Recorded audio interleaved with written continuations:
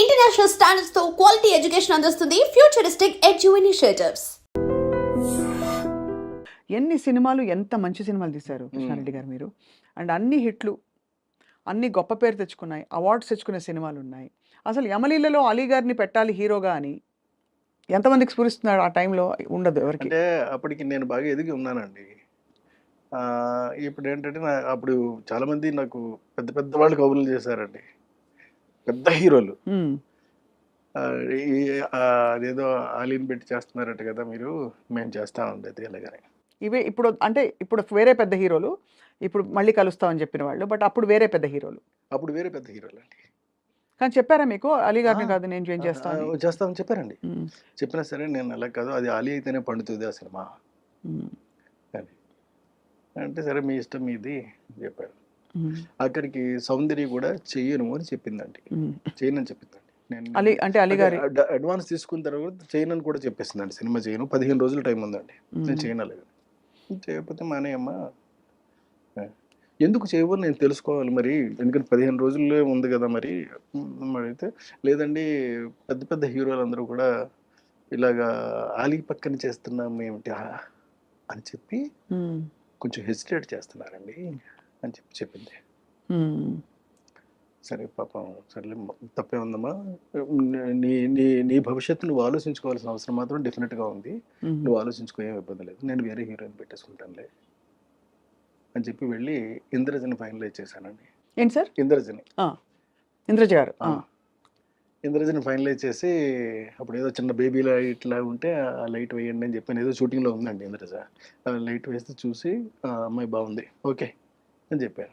అంటే నేను ఆలోచించాలి ఫేస్ వరకే కదా, నేనేమి చూసి ఇవన్నీ చూడవలసిన అవసరం నాకు లేదు.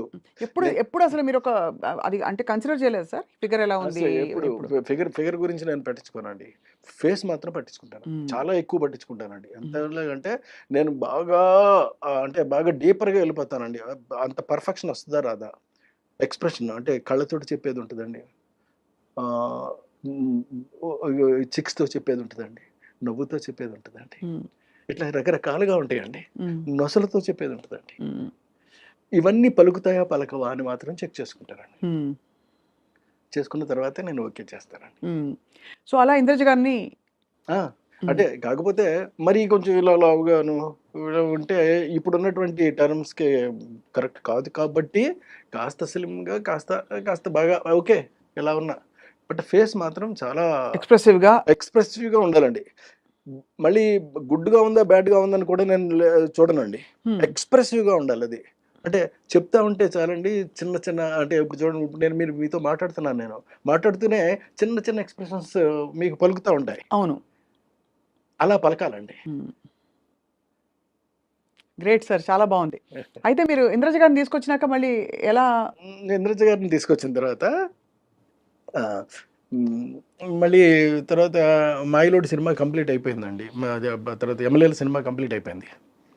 అయిపోయిన తర్వాత శుభలగ్నం సినిమాకి వచ్చినప్పుడు సౌందర్య ఫోన్ చేసి, సార్ నేను ఒక చిన్న తప్పు చేశాను, నేను రెక్టిఫై చేసుకునే ఛాన్స్ కోసం నేను చూస్తున్నాను సార్, మీరు అవకాశం ఇస్తే.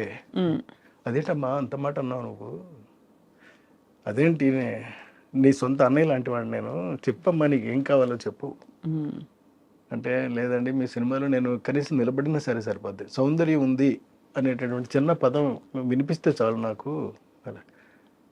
సరేనమ్మా నేను ఏదోటి చేస్తానులే అని చెప్పి అప్పుడు ఈ సాంగ్ చేశానండి, బాబు మోహన్ పక్కనే. మరి బాబు మోహన్ పక్కన చేస్తావా అని కూడా అడిగానండి. 100% చేస్తాను, ఎవరైనా నాకు అనవసరం అండి, మీ సినిమా అయితే చాలు నేను చేస్తాను అంతే అంతే చేసింది. ఎలా వచ్చి ఉంటుంది ఆవిడ రియలైజేషన్? అంటే ముందు వద్దనుకున్నప్పుడు అప్పుడు ఏంటంటే, అప్పుడు తన మెదడులోనో మనసులోనో మొత్తం మీద ఈ బయట నుంచినటువంటి చెప్పిన మాటలన్నీ కూడా బాగా ఎక్కాయి. అంటే పెద్ద పెద్ద పెద్ద పెద్ద హీరోలు ఉంటేనే కానీ చేస్తే చిన్న హీరో మరీ ఆలీ లాంటి చిన్న హీరో మీద చేయటం ఏంటి అలాగని కోట కూడా మానేశాడండి. అయ్యో, మానేస్తే చేయలేనంటే అప్పుడు కోట బదులు భరణిని పెట్టాను నేను. అందుకనే మీకు అప్పటి నుంచి కూడా నాకున్న అనుభవంతో అండి నేను చెప్తున్న మాట ఏంటంటే, క్యారెక్టర్ కన్నా చిన్న హీరోని పెట్టుకుంటే, చిన్న ఆర్టిస్ట్ని పెట్టుకుంటే ఎప్పుడు మీకు నో చెప్పే ప్రసక్తి ఉండదండి. మనం ఏమైతే అనుకుంటున్నామో అది ఎగ్జాక్ట్గా తీసుకురాగలుగుతాము. లేకపోతే చెప్పిందల్లా విని, వాళ్ళు చెప్పేదంతా విని, వాళ్ళ బ్రెయిన్లో ఏమైతే ఉందో దాన్ని మాత్రం మనం ప్రొజెక్ట్ చేయాల్సి వస్తుంది. మీకు పెద్ద పెద్ద సినిమాలన్నీ కూడా ఫ్లాప్ అవడానికి ప్రధానమైన కారణం ఇది మాత్రమే. ఎందుకంటే వాళ్ళకి అంత బ్రెయిన్స్ ఉండవండి, అంత స్ట్రక్చర్ ఉంటుంది, బాడీ ఉంటుందండి, బాడీ కానీ ఉంటుంది, బ్రెయిన్స్ ఉండవు. కానీ బ్రెయిన్ వాడతారు. అక్కడే వస్తుందండి మెయిన్ ప్రాబ్లం. ఓహో, లేని బ్రెయిన్ వాడే ప్రయత్నం లేని చేస్తారు బ్రెయిన్ వాడేటటువంటి ప్రయత్నం చేయటం వల్లే మీకు సినిమాలన్నీ కూడా వరుసటి ఫ్లాప్ అవుతున్నాయి. అందరు హీరోలు అంతేనా సార్? మీరు డామ్ అని చెప్పారు, ఈ గుంట బద్దలు కొట్టి వాడా? వద్దులండి, ఎందుకు కాదు సార్, వచ్చింది? అంటే సీరియస్ గా, బికాస్ నిజంగా హీరో సెంటర్ కి రెమ్యునరేషన్స్ అవి కూడా వాళ్ళు పెద్ద. ఎవరో బయట వాళ్ళు కాదు, మన వాళ్ళే కదా. అవును, అంతే కదా. కడుపు చించుకుంటే కాళ్ళ మీద పడుతుంది అనేది సామెత ఉంది మనకి. అవును. ఎందుకు మనం చించుకుని మన కాళ్ళ మీద మనమే పడేసుకోవడం? వాళ్ళు మన వాళ్ళే కదా. పోనీ ఒక క్లాత్ వేసి అప్పుడు కడిపించుకుందాం సార్, అప్పుడు క్లాత్ తీసేయచ్చు. అంటే నేను అడగడం అది కాదు సార్, నిజంగానే హీరో సెంట్రిక్ సినిమా బాగా అది ఇంకో స్కూల్ ఆఫ్ థాట్. అంటే హీరో కోసం డైలాగులు, ప్లానింగ్, స్క్రీన్ ప్లే ప్లాన్ చేయడం, అది ఇది అలా ఆ స్కూల్ ఆఫ్ డైరెక్టర్స్ కూడా చాలా మంది ఉన్నారు. వాళ్ళు కూడా సక్సెస్ఫుల్ గా రన్ అవుతున్న వాళ్ళు రన్ ఉన్నారు తప్పకుండా. అవును కదా సార్, అంతే కదా. ఏమండి, కథే ఇదిగా పెట్టుకున్న వాళ్ళందరూ కూడా కథ మీద రన్ అవుతారు సార్. సినిమా మీద, సినిమాకి దానికి సంబంధించినటువంటి అనువుగా హీరో మంచి అన్న చేయొచ్చు, చెడు కూడా చేయొచ్చు అండి. ఏదైనా చేసినా సినిమా హిట్ అవ్వడానికి ఏం కావాలో అది మాత్రం కోరుకుంటారు, దాన్నే ప్రజెంట్ చేస్తారు. అప్పుడే డెఫినెట్గా ఆడితే కూడా రండి. మన సుకుమార్ గారు ఈ రెండింటిని బ్లర్ చేసి కథలో ఉండే ఇంపర్ఫెక్షన్స్ హీరోలో, అంటే కొంచెం ఇలా పెట్టుకోవడం కానీ, పుష్పరాజు లేకపోతే తగ్గేదేలే అంటాం, అదేమి తప్పేం లేదండి. అది క్యారెక్టరైజేషన్ అయినప్పుడు అప్పుడు మరి వాళ్ళు పెద్ద హీరోలు అయ్యింది, స్టార్ మెటీరియల్ అయ్యింది కూడా వాళ్ళు ఒదిగిపోయినట్టే కదా క్యారెక్టర్లో. అల్లు అర్జున్ గారు ఫర్ ఎగ్జాంపుల్ రియల్లీ అక్కడ చాలా బాగా చేశాడండి అతను. అవును, నేషనల్ అవార్డు వచ్చింది ఆయనకి. సో అలా అంటే ఇప్పుడు కొద్దిగా మేబీ కృష్ణారెడ్డి గారు ఈ నెక్స్ట్ సినిమా కూడా వీఆర్ వెయిటింగ్ సార్. మంచి సోషల్ ఫ్యాంటసీ చూసి ఎన్రోల్ అయింది సార్, మీరు చెప్పిన ద నాలెడ్జ్ టైప్. ఎందుకంటే మనకి ఎంతసేపు ఈ ప్లేన్లోనే లేదు, అలాంటివి కాకుండా లేదండి, కంప్లీట్గా ఒక కొత్త సినిమాని కొత్త జోనర్లో కొత్తదనం క్రియేట్ చేసినట్టే నేను చూపెడతాను సినిమానండి. ఎందుకంటే నాకు గ్యాప్ కూడా వచ్చేస్తుంది. ఈ గ్యాప్లో నేను ఏం చేశానంటే ఖాళీగా అయితే లేనండి, ప్రతి క్షణం ఒక పని చేస్తూనే ఉన్నానండి. అందులో కొన్ని పనులు చెప్తాను మీకు ఏం చేశాను అని. నేను రాబోయేటటువంటి నా జీవితానికి సరిపడా నేను కథలన్నీ అల్లేసుకుని రెడీగా పెట్టేసుకున్నానండి సినిమాలు తీయడానికి. నా దగ్గర ఇప్పుడు 10 కథల స్టోర్ ఉన్నాయండి, బాబా స్టాక్ ఉన్నాయి. ఇందులో ఇవన్నీ కూడా నేను చేస్తానండి. ఒక మెజిషియన్స్ లవ్ స్టోరీ రెడీగా ఉంది సిద్ధంగా. మెజిషియన్ లవ్ స్టోరీ అండి, love story of A magician. Next అమ్మ పుట్టిన ఊరు ఒకటి సిద్ధంగా ఉందండి, గంధర్వవనం ఒకటి రెడీగా ఉంది. ఇలాంటి ఒకటి కాదండి, ఎన్నున్నాయో 10 సినిమాలు నేను సిద్ధం చేసి పెట్టుకున్నానండి. కానీ ఎక్కడి నుంచి పుడుతున్నాయి మీకు ఇప్పుడు? అంటే what is influencing your thought into certain kinds of stories? Your good question అండి, మళ్ళీ మిమ్మల్ని అభినందిస్తున్నా. నాకు అంటే ఒక మనిషికి ఒక జెల్ ఉంటుందండి, అది బ్రెయిన్లో అన్నా ఉండొచ్చు, బాడీలో అన్నా ఉండొచ్చు, ఏదన్నా ఉండొచ్చు అండి. అది బ్రెయిన్లో ఉంటే ఒకలా ఉంటుందండి. అది బ్రెయిన్లో ఉన్న వాళ్ళు ఏం చేస్తారంటే, నా దగ్గర ఈ కథల యొక్క సంఖ్య పెరిగిపోతూ ఉన్నప్పుడు ఇప్పుడు నేను ఏం చేశానంటే చెప్తాను మళ్ళీ మీకు. నేను అందమైనటువంటి కథలు 1 పేజీలో కొన్ని రాసేసుకున్నానండి. దరిదాపుగా ఒక 20 కథల దగ్గర రాసేసానండి. ఈ 20 కథల్ని వారానికి ఒకటి చొప్పున యూట్యూబ్లో రిలీజ్ చేస్తానండి.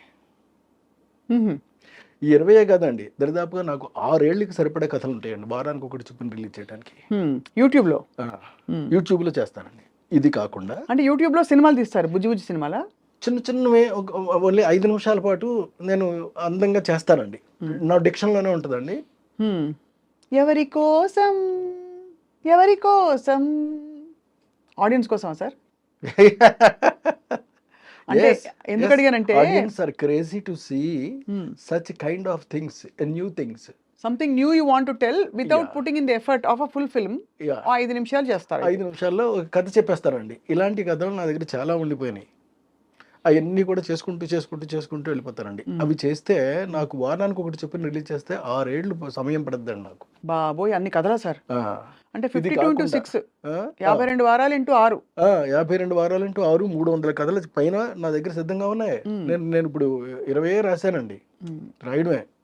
ఇంకా రాసుకుంటూ పోతానండి ఇక్కడి నుంచి. ఇది కాకుండా మళ్ళీ ఇంకొక పని చేస్తానండి. అదేమిటి అని అంటే ఇప్పుడు ఇప్పుడు ఆడియన్స్కి చాలా మందికి మ్యూజిక్ అంటే చాలా ఇష్టం నాది.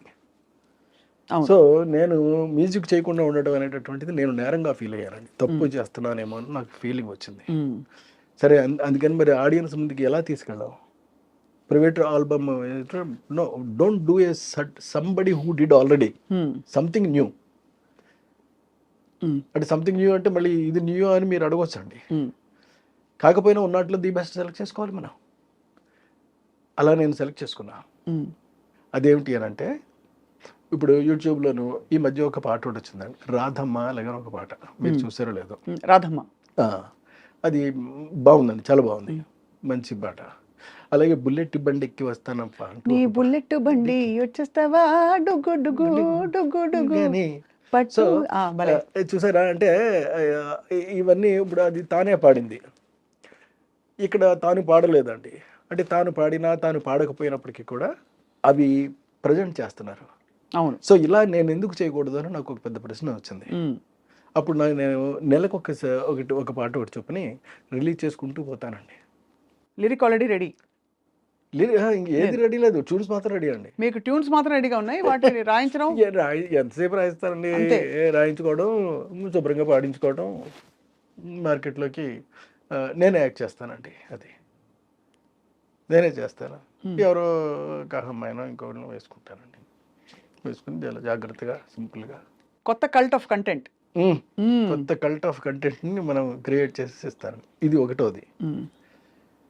ఇంకోటి మీకు యూట్యూబ్లో చెప్పానండి, మూడవది ఉందండి.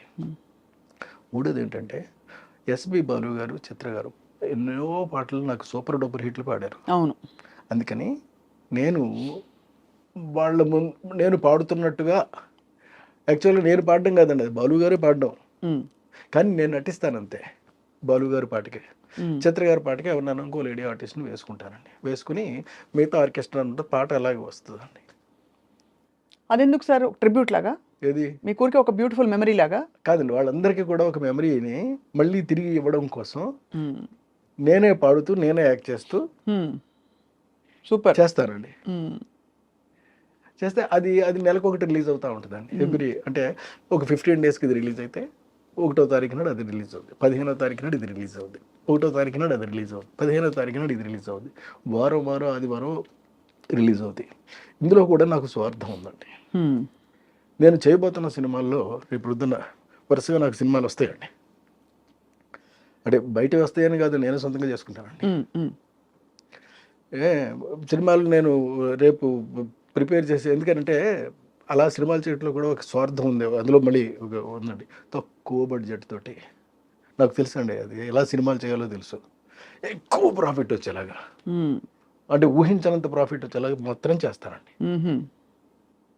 ఇదేంట్రా ఈ సినిమా ఇది ఇంత తక్కువ అవ్వదే, కానీ అందులో 4 వంతు అవుతుంది అంతే. అంతేనా? అంతే. అంటే తక్కువ అంటే ఎంత సార్ మీ దృష్టిలో? ఇప్పుడు ఎందుకంటే అన్ని కోట్లలో ఉంది లెక్క.